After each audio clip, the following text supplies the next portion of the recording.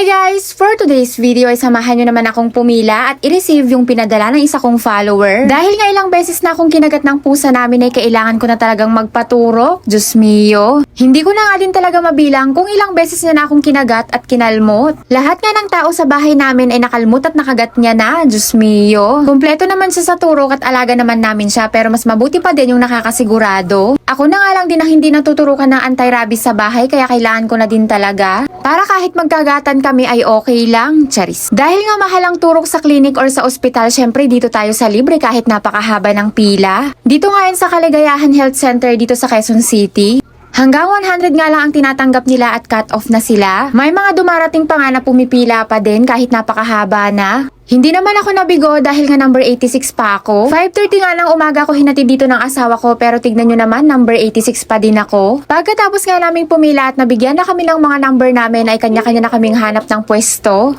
Sa mga oras na nga iyan ay umaambon-ambon pa kaya pumili ako ng pwesto na may bubong. Heto nga ang binibigay na form pag first time mong magpaturok sa kanila. At kailangan taga District 5 ka at may isang valid ID ka na naka-address dito sa Quezon City. Flex ko na nga lang din yung napaka-komportable kong tsinelas na suot. Nabili ko nga yan, 3 pares na for 100 pesos. Ilalagay ko na lang yung link sa comment section guys. Dahil maaga pa at alas 8 pa yung dating ng doktor ay matagal-tagal pa talaga na paghihintay ito. Buti na nga lang at ambon-ambon lang at hindi din mainit dahil nga konti lang din yung may bubong. Nakaramdam na nga ako ng gutom dahil hindi man lang ako nakapag-almusal kanina dahil umalis na kami agad. Pero wala namang problema, hindi kayo magugutuman pag napunta kayo dito dahil may nagtitinda naman ng pagkain. Ilang beses na nga din ako nakabili sa kanila dahil nga suki na talaga kami dito. Buong pamilya na ay nakapagpaturok na dito sa Kaligayahan. Diyos mio! Napakasarap nga ng binagoongan nila na gulay pero hindi ko pa trip kumain ng kanin. Pansit na nga lang yung nabili ko at pinadagdagan ko na lang ng siomay. Ilang beses na nga din akong nakabili sa kanila pag nagpapaturok kami dito kaya subok ko na din at masarap naman talaga yung tinda nila. Pag sinasama ko nga si Cypher na magpaturok dito ay nakakadami talaga siya ng siomay dahil nga paborito niya din. Tinitingnan ko pa nga lang yung binibili ko, Diyos mio, gutom na talaga ako. Hindi ko na nga din pinahiwala yung siomay dahil sabi ko kay ate gawin na lang niyang topping sa pansit.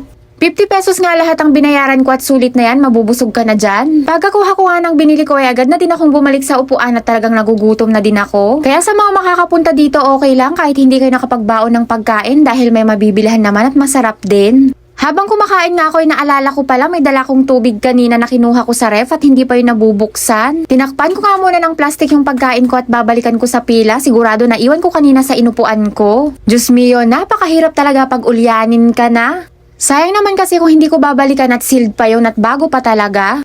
Buti na nga lang at nagstay siya, hindi niya ako iniwanan. Charis. Saradong-sarado pa nga iyan dahil nga kinuha ko yan sa paninda ko na nakalagay sa ref. Sayang din naman kasi at 10 piso din yung puhunan ko dyan, Diyos mio. Pagbalik ko nga sa upuan ko ay tinuloy ko yung lamon ko dahil nga gutom pa ako. Habang abala ang lahat sa paghihintay sa doktor, ako naman ay busog na. O diba, ubos na ubos, walang tinira, gutom yarn. Naglagay na nga din ako ng mask dahil hindi pinapapasok sa loob pag walang mask. Hindi pa nga bumababa yung kinain ko pero may nasulya pa na naman akong nagtitinda ng kutsinta, Diyos mio. Buti na nga lang at lumayo dahil parang gusto ko na namang bumili. Pagkalipas nga ng ilang oras ay unti-unti na nga ding naubos yung tao at naturukan na sila. Sa mga oras na nga iyan ay tapos na din akong maturukan at pauwi na din ako. Iilan na nga lang din yung nakapila para maturukan. Dahil bawal at magpicture sa loob, hindi na rin ako nakapag-video.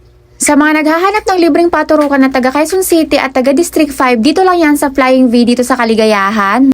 Napakadali lang din ito hanapin dahil kabisado ng mga jeepney driver. Habang naghihintay nga ako ng jeep papuntang Glory Bayan ay lumipat ako sa malilim dahil napakainit na. Kinahapon na naman ay biglang nagchat yung isa kong follower na ipapadala na nga niya daw yung ibibigay niya sa akin. Minsan talaga ay nagugulat na lang ako at may bigla-biglang dumarating na blessing sa akin. Bali ako na nga din yung nagbook ng Lalamove niyan at pinick up doon sa condo niya at siya na rin ang nagbayad. Sa nagbigay sa akin ito, alam ko pong mapapanood ninyo ito. Maraming salamat po at more blessing sa inyo. Lahat po na ibinigay nyo sa akin ay makakasigurado po kayong iingatan ko. Sa mga susunod na mini vlog ko ay flex ko po lahat ng binigay nyo sa akin. Yun lang muna guys for today's video. Agyamanak! Bye-bye!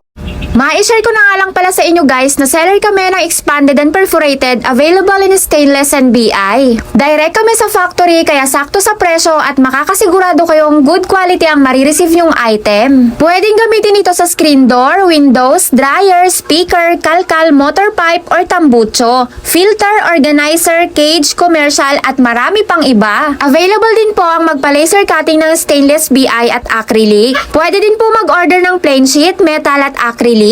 Pwede din po kayo magpakat ng laser cutting, engraving at bending. Available in different sizes. Customized cut is available din guys. High quality materials for a quality finish. Kaka-open lang po pala ng shop namin sa Shopee kaya guys, Bekheneman, order na! Para po sa unang 5 makakapag-checkout sa shop namin sa Shopee ay makaka-receive po ng freebies. Kaya guys, link in my bio. Pwede din po kayong mag-direct PM sa akin para sa mas mabilis sa transaction. Ilalagay ko na lang po yung cellphone number ko sa comment section.